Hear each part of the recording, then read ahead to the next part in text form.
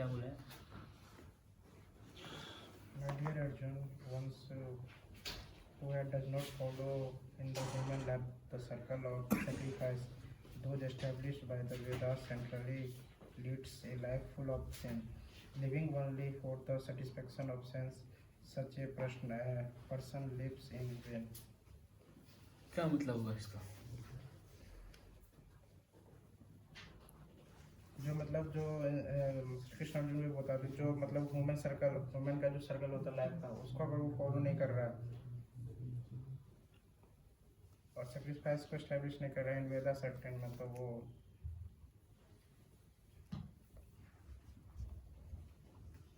क्या बोल रहा है? भगवान कह रहे हैं कि जो वेद को फॉलो नहीं करते वो इंद्रियता के लिए मतलब इंद्र तृप्ति। हाँ इंद्र तृप्ति के लिए वो जी रहे हैं। तो वो व्यर्थ ही जी रहे हैं। व्यर्थ जी रहे हैं। व्यर्थ जीवन का मतलब क्या है?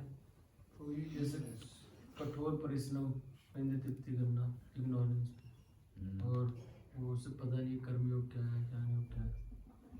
चलो ठीक है। पर्पस लाइफ मिसिंग रहता है जिसका जीवन का लक्ष्य क्या है वो मिसिंग है, तो व्यर्थ ही। इस चैप्टर के बाद मैं आप लोग को एक डायग्राम समझाऊंगा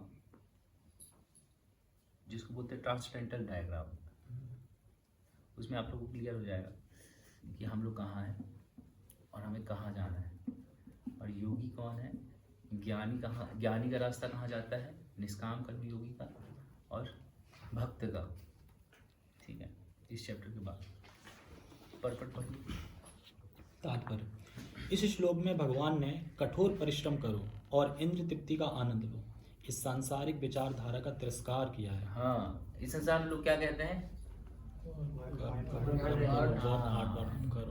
वर्क हार्ड पार्टी हार्ड। तो खूब करो, खूब मेहनत करो और खूब एंजॉय करो। ठीक है, लेकिन क्या है, भगवान ने इस श्लोक में उसका तिरस्कार किया। अतः जो लोग इस संसार में भोग करना चाहते हैं उन्हें उपयुक्त यज्ञ चक्र का अनुसरण करना परम आवश्यक है। मतलब ऊपर जो चक्र बताया है, जो ऐसे विधि विधानों का पालन नहीं करता, अधिकाधिक तिरस्कृत होने के कारण उसका जीवन अत्यंत संकटपूर्ण रहता है। प्रकृति के नियमानुसार यह मानव शरीर विशेष रूप से आत्म साक्षात्कार के लिए मिला है, जिसे कर्म योग, ज्ञान योग या भक्ति योग में से किसी एक विधि से प्राप्त किया जा सकता है। इन योगियों के लिए यज्ञ संपन्न करने की कोई आवश्यकता नहीं रहती, क्योंकि ये पाप पुण्य से परे होते हैं। किंतु जो लोग इंद्र तृप्ति में जुटे हुए हैं उन्हें पूर्वोक्त यज्ञ चक्र के द्वारा शुद्धिकरण की आवश्यकता रहती है। कर्म के अनेक भेद होते हैं। जो लोग कृष्ण भावनावित नहीं हैं वे निश्चय ही विषय परायण होते हैं, अतः पुण्य कर्म करने की आवश्यकता होती है।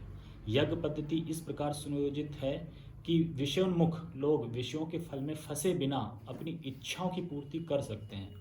संसार की संपन्नता हमारे प्रयासों पर नहीं अपितु परमेश्वर की पृष्ठभूमि यानी योजना पर निर्भर है, जिसे देवता संपादित करते हैं। अतः वेदों में वर्णित देवताओं को लक्षित करके यज्ञ किए जाते हैं। अप्रत्यक्ष रूप से यह कृष्ण भावनामृत का ही अभ्यास रहता है, क्योंकि जब कोई इन यज्ञों में दक्षता प्राप्त कर लेता है तो वह अवश्य ही कृष्ण भावना भावित हो जाता है। किंतु यदि ऐसे यज्ञ करने से कोई कृष्ण भावनावित नहीं हो पाता तो इसे कोरी आचार संहिता समझना चाहिए। अतः मनुष्य को चाहिए कि वे आचार संहिता तक ही अपनी प्रगति को सीमित न करें, अपितु उसे पार करके कृष्ण भावनामृत को प्राप्त हों। तो इसमें देखें प्रभुपाद जी, इसमें भगवान क्या बता रहे हैं कि कोई व्यक्ति, जिस व्यक्ति को इंद्र तृप्ति की इच्छा है तो वो छोड़ नहीं सकता है। कुछ लोग तो छोड़ देते हैं, बोलते बोलते छोड़ देते हैं, कुछ लोग नहीं छोड़ पाते। तो जो नहीं छोड़ पाते उनके लिए भी कुछ विधान होने चाहिए। तो भगवान कहते हैं जिस व्यक्ति को इंद्र तृप्ति करना है वो भी शास्त्रों के अनुसार करे। शास्त्रों में भी बताया गया है कि यदि आपको किसी चीज की रिक्वायरमेंट है तो आप किस तरह से उसको प्राप्त कर सकते हैं। जैसे कि अगर आपको धन चाहिए, है ना, तो धन के देवता हैं, उनकी उपासना करनी होती है।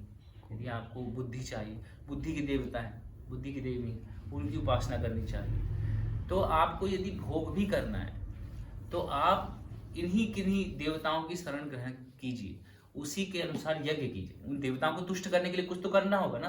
जैसे कई बार आपने देखा होगा कि बाहर सोसाइटी में चलता है ये व्रत रख लो, शुक्रवार का व्रत रख लेना चाहिए, 21 सोमवार व्रत रखो, 16 सोमवार का व्रत रखो।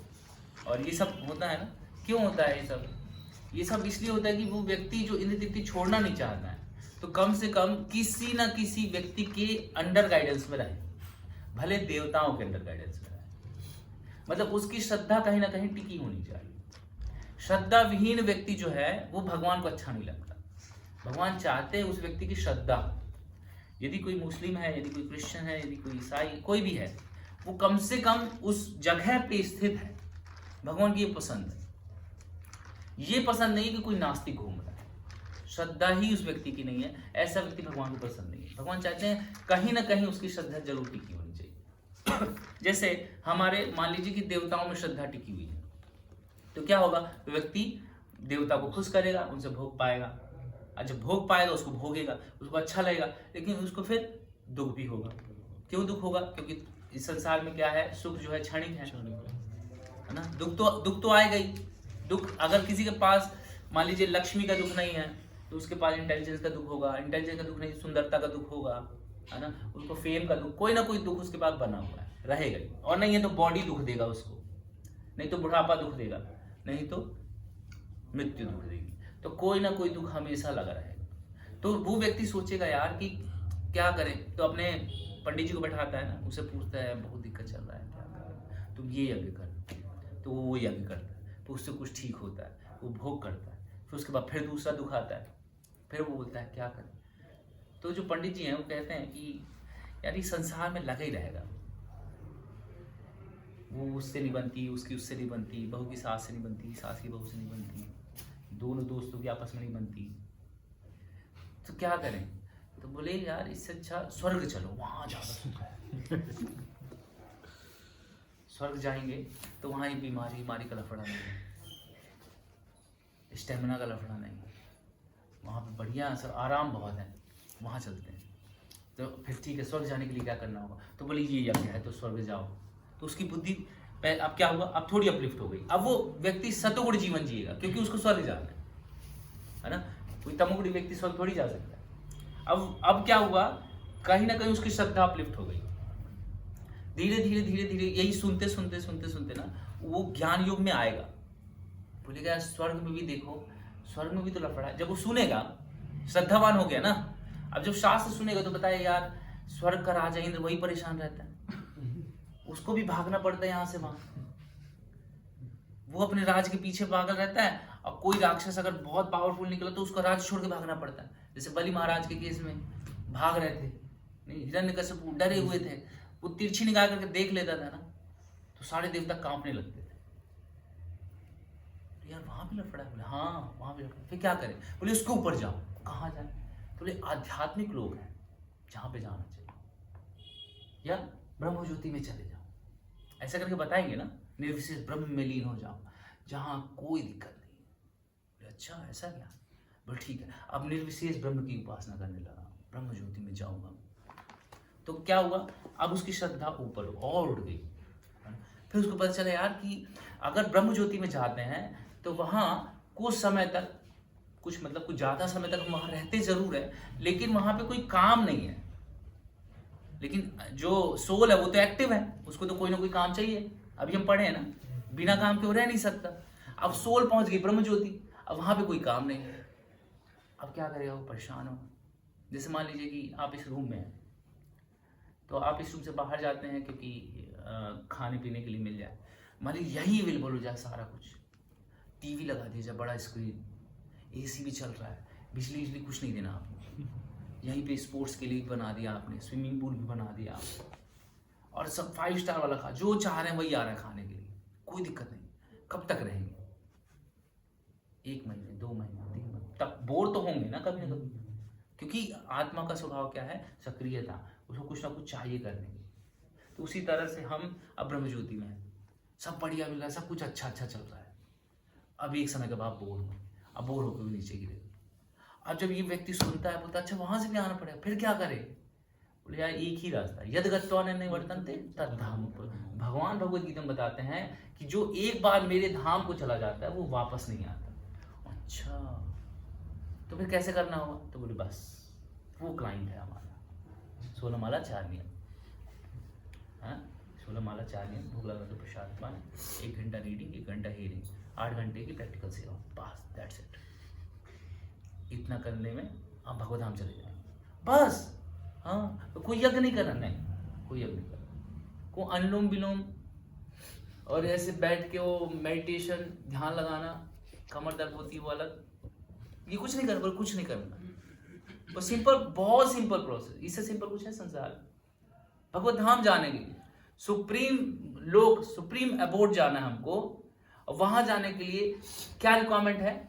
16 माला 4 नियम, 1 घंटा रीडिंग, 1 घंटा हियरिंग, भोग लगा तो प्रसाद पाना, 8 घंटे की प्रैक्टिकल सेवा, बस ये है भगवत धाम जाने का रिक्वायरमेंट। अच्छा तो दिमाग की गति रह जाती, और फिर क्या होता है, ज्वाइन कर लेता है फुल टाइम। ठीक है, तो इस तरह से श्रद्धा जो है अपलिफ्ट होती है। अभी हमारी श्रद्धा कहाँ है? अभी हमारी श्रद्धा है चोरी में। चोरी कैसे? हम कुछ भी लाते और भोग नहीं लगाते और खा लेते, ठीक, हमारी श्रद्धा वहाँ। तो फिर धीरे धीरे क्या बताया जा रहा है कि आप भोग लगा के खाओ, ठीक है, बाहर की चीज खा रहे हो, ठीक है खाओ, लेकिन भोग लगा। लेकिन इसका ये मतलब नहीं है कि बाहर की चीज खाना है। जब तक आपकी श्रद्धा इतनी परिपक्व नहीं हो जाती है, तब तक के लिए आप क्या करो, बाहर से लाके उसको भोग जरूर लगा के खाओ। इससे क्या है कि आप भोग लगाओगे, जब भोग लगा के खाओगे तो किसी ने कोई भक्त बोल देगा, यार देखो है तो भक्तों के हाथ, कौन बनाता है, कैसे बनाता है, क्या शुद्धि है नहीं है, और कहीं वो दूसरे वाले लोग तो नहीं बनाते, ऐसे ऐसे कर देते हैं बोले यार गड़बड़ हो सकता है।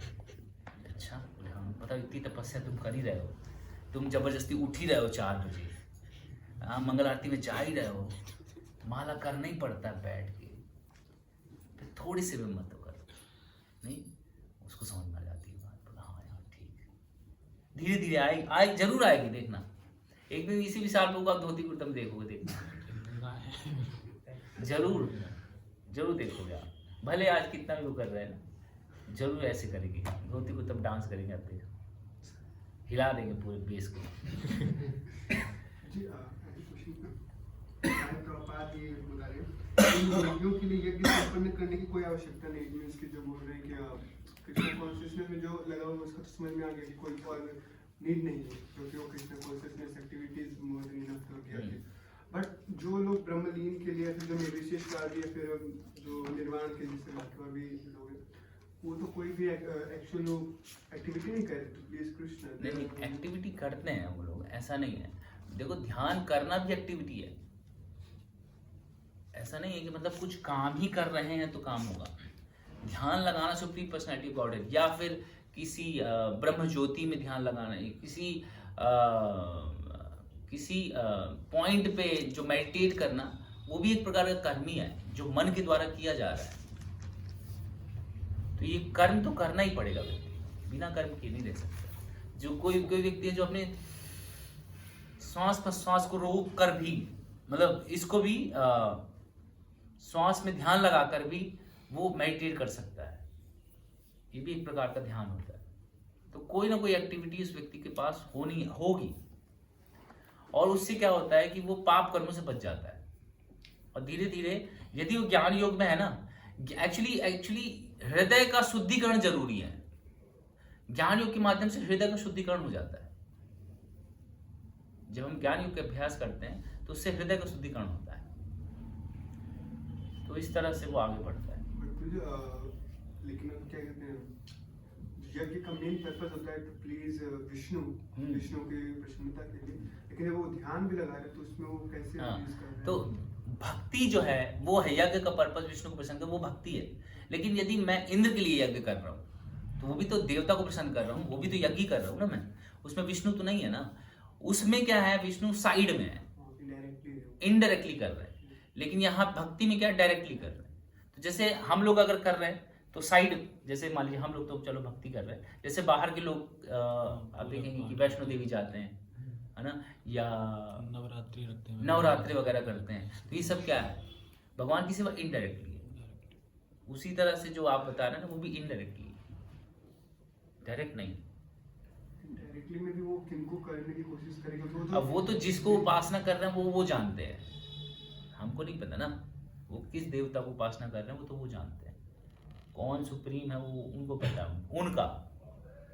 वो तो अपने आप को ही मानेंगे क्योंकि जो उनका मेन तो जो अपने आप को मानता मायावादी है। हाँ तो वही मैं पूछ रहा, जो मायावादी एक्चुअली वर्ड ही मैं ये पूछ रहा था, मैं यूज नहीं कर रहा था। मायावादी जो है वो तो अपने आप को ही नारायण समझ रहे हैं। नहीं, अपने आप को नारायण नहीं समझते, वो ये कहते हैं इस तरह से मैं एक दिन नारायण हो जाऊंगा, वो ये समझते हैं। उनका जो मेन विष्णु तो प्रसन्न करने की इच्छा है। नहीं, देखो उनके कॉन्सेप्ट में ब्रह्म है, सुप्रीम ब्रह्म है। ऐसा नहीं है कि वो ब्रह्म को मानते ही नहीं है, मानते हैं। वो ये मानते हैं उनका कोई आकार नहीं है, वो निराकार ब्रह्म है। वो ऐसा नहीं कि डे वन से ही वो अपने आप को भगवान मानने लगते हैं, ऐसा नहीं होता है। वो एक सुप्रीम ब्रह्म को मानते हैं और उस तरह से उनकी उपासना भी करते हैं, जो उनको प्रोसेस बताई गई है उस तरह से उसकी उपासना भी करते हैं। लेकिन वहां पे ये बताया गया है कि एक समय के बाद जब वो संन्यास ले लेते हैं तो दंड ग्रहण मात्रेण नर नारायण भवेत्, कि जिस तरह जब हमारे हाथ पे दंड आ जाएगा तो हम भी नारायण हो जाएंगे, बस भूला हुआ है। एक दिन याद आएंगे तो हम सब जो है भगवान मिल जाएंगे। और उनका एक बैड कॉन्सेप्ट ये है कि वो कहते हैं कि हम एक दिन आइडेंटिकल हो जाएंगे कृष्ण से, सॉरी भगवान ब्रह्म से हम मिल जाएंगे, हमारी आइडेंटिटी खो जाएगी, वो ये कहते हैं। एक भगवत गीता में भगवान बताते हैं कि हमारी आइडेंटिटी खोती नहीं है, है ना?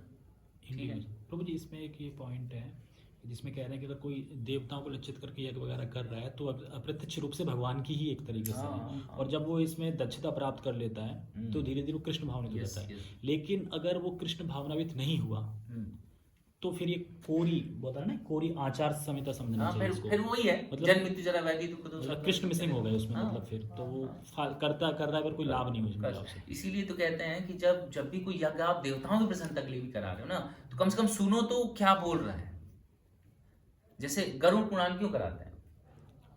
घर में कोई चला गया उसकी, चलो तो सुनो ना उसको, उस जब सुनेगा यार ये भी नरक है, ये ऐसा ही ऐसा ही है, तो पाप से बचे। क्या करे? मुकुंद की शरण में जाओ, तो कभी ना कभी उसके दिमाग की बत्ती जल सकती है ना।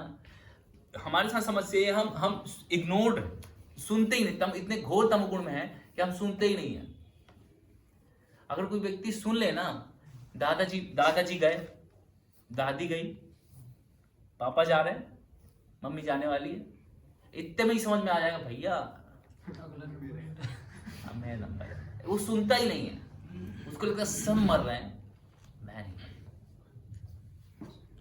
इसीलिए तो जोड़ रहा है व्यक्ति, क्यों जोड़ रहा है? उसको लगता है कि सब मर जाएंगे, मैं नहीं मरूंगा।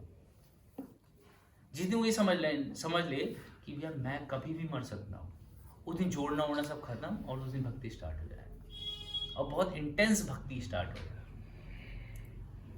ये समझने के लिए ना इतना सब है चक्कर, 16 माला 4 नियम, बेस में रहना, नियम का पालन करना। डर से विष्णु पुराण को इग्नोर कर देते हैं सुनने के लिए। हाँ, डर लगता है। हाँ। एक रीजन ये भी है। रीजन ये है कि हम इंद्र तृप्ति करना चाहते हैं, हमारी डिजायर बहुत सारी, और जैसे ये सब धर्म की बातें, शास्त्रों की बातें सुनते हैं ना, लगता है यार कुछ नहीं करना, डिजायर खत्म करनी पड़ेगी क्या? नहीं, ये नहीं कर सकता मुझे मेरी डिजायर से बहुत प्रेम है। ठीक है, तो आप जाने दो, जब मरना हो तो मर ही जाएंगे ना यार, अभी ठीक है, अभी जितना जिए ना खुल के जिए। तो यही तो बताया, कठोर परिश्रम करो, इंद्र तृप्ति का मतलब वर्क हार्ड, पार्टी हार्डर, यही बताया है। तो एक प्रश्न हो रहा है कि ये जो पीछे के श्लोक में जो चक्र बताया गया है जिसका पालन करना है, और गुरु महाराज इसमें कह रहे थे कि जो कृष्ण भक्ति कर रहा है उसे इस चक्र को करने की आवश्यकता नहीं है। तो नहीं है, हाँ, मतलब आवश्यकता नहीं है उसे चक्र करने की। तो मतलब हमारा मतलब कर्म यही है ना कि हम कृष्ण को प्रसन्नता के लिए जो भी करते हैं।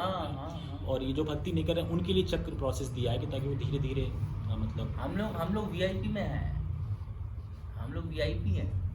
आपने देखा है गेट पे लोग आते हैं तो सब चेकिंग वैकिंग सब होता है, लेकिन कोई VIP आता है तो वो सब खुल जाता है, जाइए सर जाइए। हम लोग VIP ही हैं, हम लोग को ये सब करने की जरूरत नहीं है, लेकिन इसका लाभ नहीं उठाना चाहिए। अरे हम तो VIP हैं, हम कृष्ण के जैसे ही सोचा हम वीआईपी है ना, वैसे ही हम गए। हम भक्त हैं, इसलिए हमें ये यज्ञ करने की जरूरत नहीं है। हमें कौन सा यज्ञ करने की जरूरत है? संकीर्तन यज्ञ। हमें वो करना होगा। तो यज्ञ तो करना हो, जिम्मेदारी तो करनी, यही भगवान आगे चल के बताएंगे कि जिम्मेदारी तो लेते हैं भक्त, लेना ही चाहिए, क्योंकि मैं भी लेता हूँ। भगवान आगे ही बता रहे हैं। ठीक है।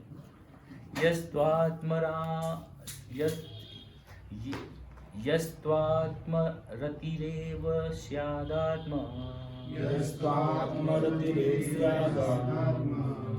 तृप्तश्च मानवः आत्मन्येव च संतुष्ट्या तस्य कार्यं न विद्यते। क्योंकि जो व्यक्ति आत्मा में ही आनंद लेता है और जिसका जीवन आत्म साक्षात्कार युक्त है, जो अपने में ही पूर्ण संतुष्ट रहता है, उसके लिए कुछ करणीय नहीं होता। ये भगवान किसके बारे में बता रहे हैं? आत्माराम के बारे में बता रहे हैं। अपने में ही संतुष्ट जो व्यक्ति है। आप हैं अपने में संतुष्ट?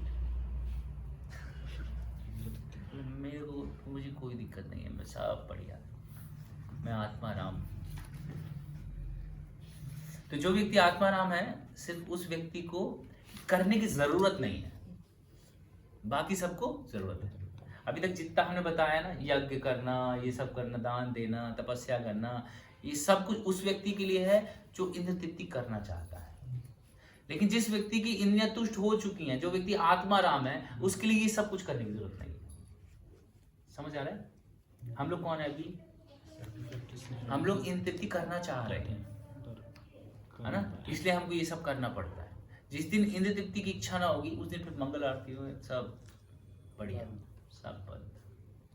क्योंकि हर समय कृष्ण का चिंतन हो, आत्माराम व्यक्ति हर जब प्रभुपाद ऐसा नहीं कि हर बार मंगल आरती जाते थे, राइटिंग करते थे, क्योंकि हर समय उनका जो मन था वो कृष्ण भावना भाव। मंगल आरती जाने की जरूरत नहीं। एक्चुअली हमारा मन हर समय इंगेज नहीं है, तो हम कहते चलो आधे घंटे के लिए इंगेज हो जाएगा कृष्ण में। जिस व्यक्ति का 24 घंटे इंगेज है मन, उस व्यक्ति को मंगल आरती तो 24 घंटे चल रही है ना, तो आए ना आए उसका कोई नहीं, माला करे ना करे नहीं, फिर भी वो करता है, वो आगे आए, फिर भी वो कर सब आगे आए। नैव तस्य कृतेनार्थो न कृते नेह कश्चन न चास्य सर्वभूतेषु कश्चित् अर्थ अव्यपाश्रया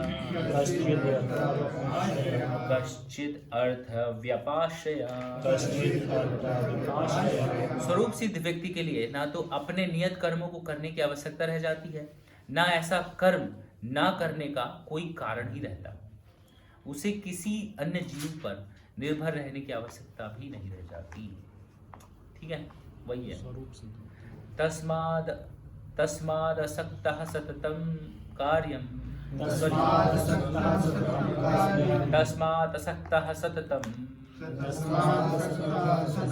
कार्यं कर्म समाचर असक्तो ही आचरन् कर्म परमाप्नोति पुरुषः। अतः कर्म फल में आसक्त हुए बिना मनुष्य को अपना कर्तव्य समझकर निरंतर कर्म करते रहना चाहिए, क्योंकि अनासक्त होकर कर्म करने से उसे परम की प्राप्ति होती है। एक बार फिर से पढ़िए आप इंग्लिश में। Therefore, without being attached to the fruits of activity, one should act as a method of duty, or by the working without attachment once against the Supreme. मतलब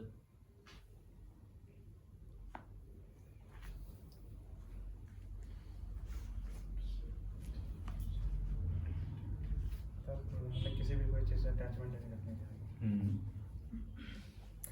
बिना अटैचमेंट के काम कैसे करेंगे? क्यों करेंगे काम? अभी हम लोग काम क्यों करते हैं? क्योंकि अटैचमेंट है, कुछ ना कुछ चाहिए ना हमें। लेकिन अटैचमेंट ही नहीं हो तब काम क्यों करेंगे? उसी में लिखा है एक कर्तव्य क्योंकि ड्यूटी है, ड्यूटी परफॉर्म करनी है। ठीक है। फिर यहाँ पे लिखा है कि अनासक्त होकर कर्म करने से क्या होगा, फायदा क्या है अनासक्त होकर कर्म करने से?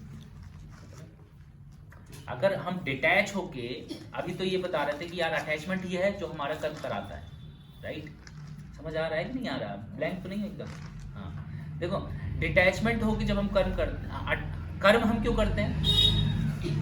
क्योंकि हमें इंद्र तृप्ति चाहिए, हमें कुछ आकर्षण है, अटैचमेंट है ना? तो यहाँ पे बताया गया है कि हमें क्या करना है कि उससे डिटैच होना है, डिटैच होके कर्म करना है। तो बोले क्यों कर्म करना है, डिटैच होके कर्म क्यों करें? ताकि लक्ष्य नहीं, ताकि ड्यूटी है वो हमारी ना, ड्यूटी परफॉर्म करनी है हर व्यक्ति को। अब ड्यूटी परफॉर्म करने से होगा क्या? इसी में लिखा है परब्रह्म की प्राप्ति। ब्रह्म की प्राप्ति, परम। Supreme. हाँ, एक बार फिर से पढ़ो इसको। Therefore, without being attached to the fruit of activity, one should act as a matter of duty.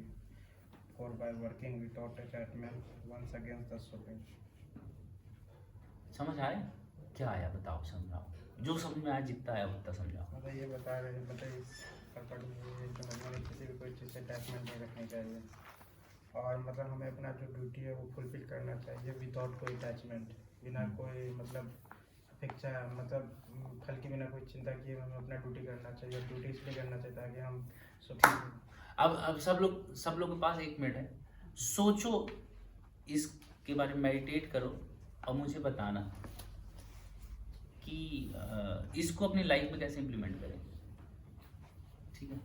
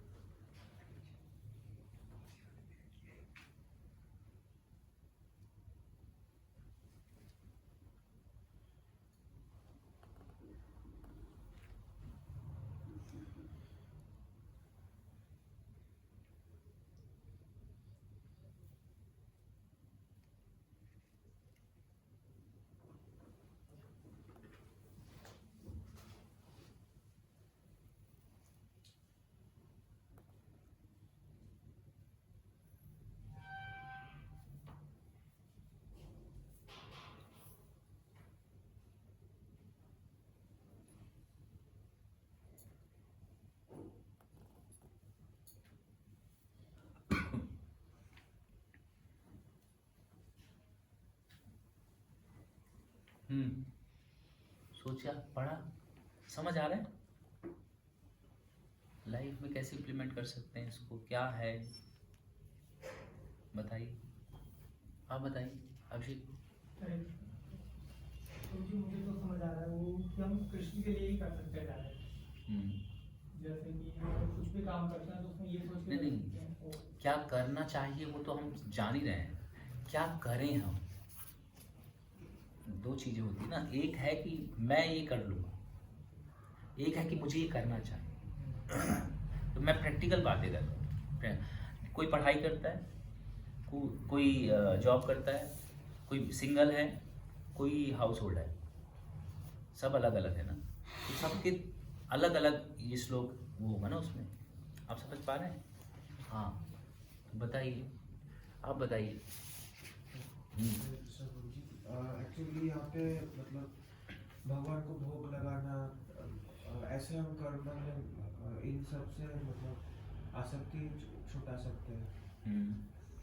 फिर भगवान के लिए सेवा करना, अपने सेल्स ग्रेटिफिकेशन को भगवान की ओर मतलब मोड़ देना।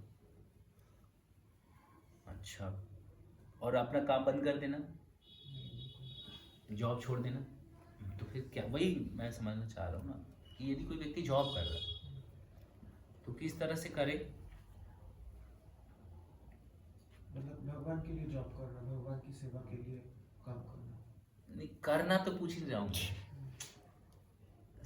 मेरा समझ रहे हैं, क्वेश्चन समझ रहे हैं? मैं ये कह रहा हूँ कि जो करना है वो तो हम पढ़ते ही हैं, लाइफ में कैसे इम्प्लीमेंट करें इसको? अब से मैं ये कर सकता हूँ कि ऐसे ऐसा हो जाएगा, ऐसे कर, समझ रहे हैं ना? वो इस तरह से बता रहा है, बताओ। तो मतलब सेंस ऑफ प्रोप्राइटरशिप छोड़नी है, मतलब जो हम काम करें, जैसे 2.48 में भी यही सेम बताया भगवान ने कि जो मतलब अर्जुन थे उनको युद्ध के परिणाम से कुछ लेना देना नहीं था, मतलब it was Krishna's concern victory और फेलियर। तो जो भी हम जॉब कर रहे हैं या पढ़ाई कर रहे हैं तो वो सेंस ऑफ प्रोप्राइटरशिप छोड़नी पड़ेगी, ये मैंने करा है। कैसे छूटेगी? मतलब उसके कर आसक्त नहीं होना उनके फ्रूट से कि इससे क्या परिणाम होगा मेरा, तो वो प्रोप्राइटरशिप होगी कि मैंने करा है या मैं कर रहा हूँ तभी होगा। तो वो एक जॉब का फ्रूट क्या है? सैलरी लक्ष्मी जॉब का फ्रूट क्या है? अब लक्ष्मी से आ सकते नहीं हो रहा है, तभी तो कर रहे हैं। प्रोप्राइटरशिप है कि ये मैंने करा है या मेरे द्वारा अर्जित हुआ है, तो वो है। यस माता जी। इधर बोले थे under proper guidance and without attachment to the result of the work. तो proper guidance अगर हमको मिले और हम उसको स्वीकार करें proper guidance लेने के लिए, तो धीरे धीरे हमारा attachment चला जाएगा और भगवान के मैंने जो भगवान चाहते हैं वही हम करेंगे। जैसे अर्जुन को ये युद्ध करने के लिए बोले तो वही यस करेक्ट माता। और कोई बताएगा?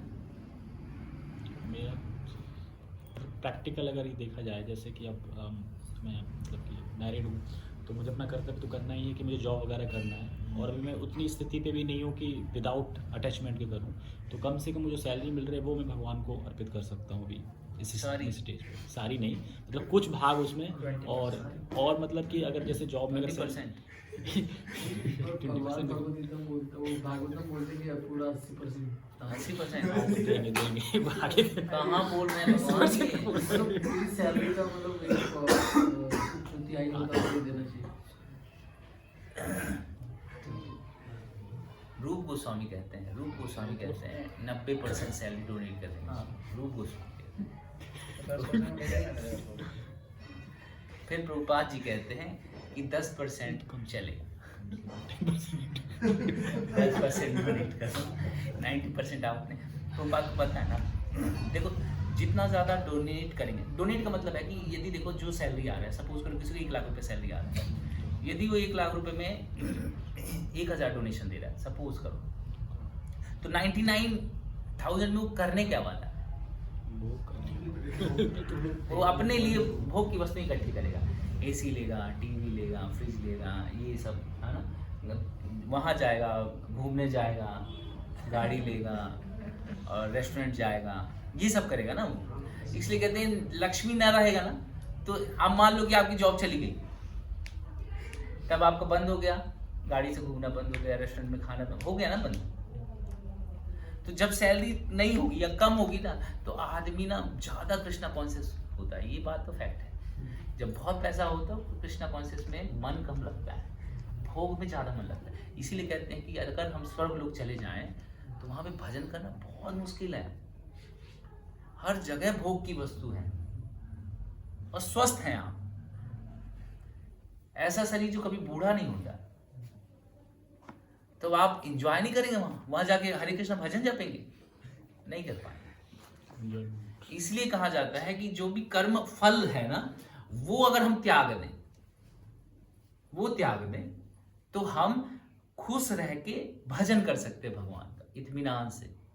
ठीक, अब 90% सैलरी दे देना मतलब हार्ड निकाल के ही दे दो आप, बोले प्राण ही ले लो आप, हमारे पास इतना ही बचा है, तो भगवान कह रहे हैं कि उसकी आसक्ति से हट जाओ, आसक्ति से दो, वो अटैचमेंट नहीं होना चाहिए।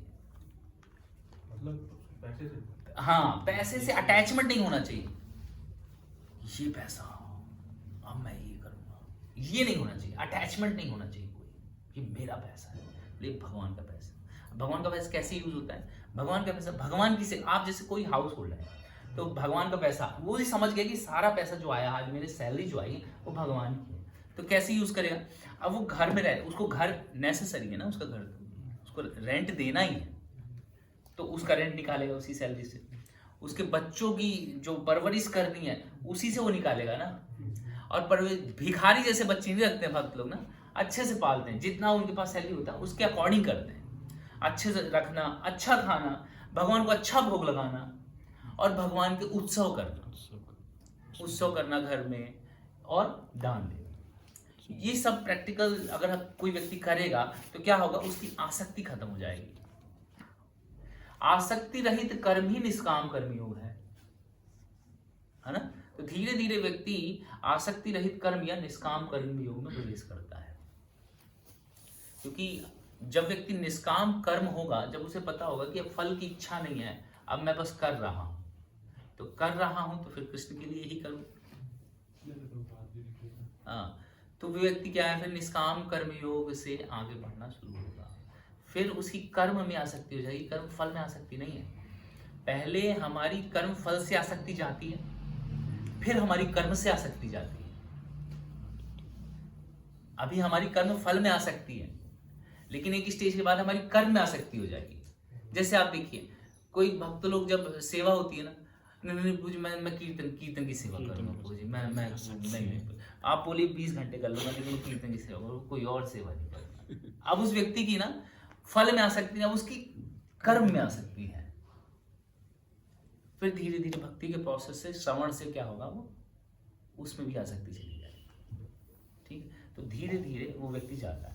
उसी तरह एक क्वेश्चन था, आपने बोला कि जो सैलरी है या जो पैसा आता है, जो फल आता है, उससे अटैचमेंट हटाना है। जैसे आपने बताया कि प्रभुपाद जी ने बोला 10% सैलरी अपन भगवान को देने की सेवा के लिए, बाकी का जो सैलरी है तो उसको भी मतलब उससे अटैच ना हो। हाँ, अटैच ना हो मतलब कि जितनी नेसेसरी उसको चीज़ों की आवश्यकता है ना, वो परचेस करे। ऐसा नहीं कि बच्चे की फीस काट दिया, इस महीने नहीं भेजता बच्चे को, भगवान की सेवा में लगाऊं, वो नहीं। वो तो उसको करना ही है, क्योंकि वो उसकी ड्यूटी है। तो एज अ ड्यूटी उसको परफॉर्म करे, और जो फल आ रहा है उसको यूज करे एज ए ड्यूटी। लेकिन बाकी ये समझ जाए कि इंद्र तृप्ति के लिए नहीं है, क्योंकि मेरा नहीं है ना। पहले क्लियर हो गया कि ये मेरा पैसा नहीं है, तो जो मेरा पैसा नहीं उसको इंद्र तृप्ति नहीं कर सकता। समझ आ रहा है? अपना नहीं हो, हमने पहले ही उसको दिमाग में ये बैठा रखा है कि जो भी पैसा, ये सैलरी मेरी आई है, ये मेरा नहीं है, अब मुझे मिला है। कैसे यूज करेगा? जैसे कोई व्यक्ति, प्रभुपाद कई बार एग्जांपल देते हैं कि कोई व्यक्ति जो अकाउंटेंट है, वहाँ कैशियर बैंक में, वो लाखों करोड़ों रुपए गिनता है ना। और वो बैंक मैनेजर आता है, बोलता है 20 लाख दे दो, तो 20 लाख ऐसे दे देता है, और फिर गिनने लगता है। और रात को बंद करता है, सब लॉकर में डालता है, चला जाता है। उसको कोई मतलब नहीं था, वो 20 लाख ले गया, अरे यार मैंने गिने थे सारे, मेरे पैसे चले गए, ऐसा कर नहीं करता वो। और वो घर चला गया और यहाँ बैंक में चोरी हो गई, कोई फर्क नहीं। इस तरह से कोई व्यक्ति जो है अनासक्त होके कर्म कर सकता है। तो जब उस व्यक्ति का ऐसे दिमाग होगा ना, तब वो व्यक्ति अपनी इंद्र तृप्ति के लिए यूज नहीं करेगा। तो यार मेरा है ही नहीं, इंद्र तृप्ति का क्या तो नहीं करेगा। रिस्पॉन्सिबिलिटी लेकिन उसके पास तो रहेगी ना उस पैसे की। हाँ, तो रिस्पॉन्सिबिलिटी का ड्यूटी करेगा, मैं कह रहा हूँ ना, ड्यूटी करेगा वो। जैसे बच्चे की फीस देना है, घर में राशन लाना है, सब्जी लाना है, मंदिर लेके जाना है, कैब से जाना है, वो सब करेगा, लेकिन इंद्र तृप्ति नहीं करेगा उसमें से। ये कह रहा हूँ। जैसे घूमने निकल गए, गोवा घूमने, हाँ बोले चलो आते हैं हम, लाइफ। 5 दिन का हॉलीडे, कितने का पैकेज है, वो सब नहीं करेगा, वो सब नहीं करेगा। ठीक। इसमें प्रभु जी, इसमें गुरु महाराज बड़ा हंस रहे कि हम लोग इतने नालायक हैं, बेवकूफ़ हैं कि बिना लाभ के तो जब भी नहीं करते, जबकि भी महिमा पहले श्रुतियों में पढ़नी पड़ती, फिर जब करते हैं। इतना अटैचमेंट है जब से भी। सही बात। ठीक है। नियत यज्ञ जैसे वैदिक अनुष्ठान उन पाप कर्मों की सिद्धि के लिए किए जाते हैं, जो इंद्र तृप्ति के उद्देश्य से किए गए हैं। किंतु कृष्ण भावनामृत में जो कर्म किया जाता है, जहाँ है ना वहाँ पे फोकस करिए। आप एक परपट, जब मैं पढ़ता हूँ तब आपका फोकस नहीं रहता, वो चीज़ समझ नहीं आती। 3 बार जब परपट पढ़ते हो तब भी आपको समझ नहीं आता है, और उसके बाद जब मैं पढ़ता हूँ तो आपका दिमाग यहाँ वहाँ चलता रहता है। कोई आपका काम नहीं है, सब बहाने हैं। मेरे को बहाने, एक्सक्यूज मत दिया करो। कृष्ण भावनामृत में जो कर्म किया जाता है वह अच्छे या बुरे कर्म के फलों से परे है।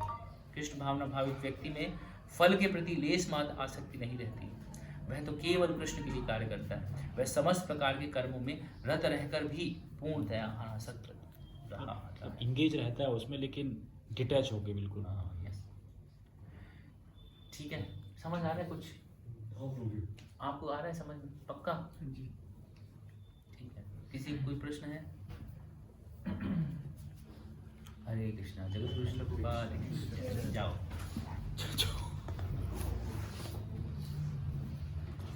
एक्टिविटी ठीक नहीं है आपकी, ध्यान नहीं दे रहा। हाँ वो सब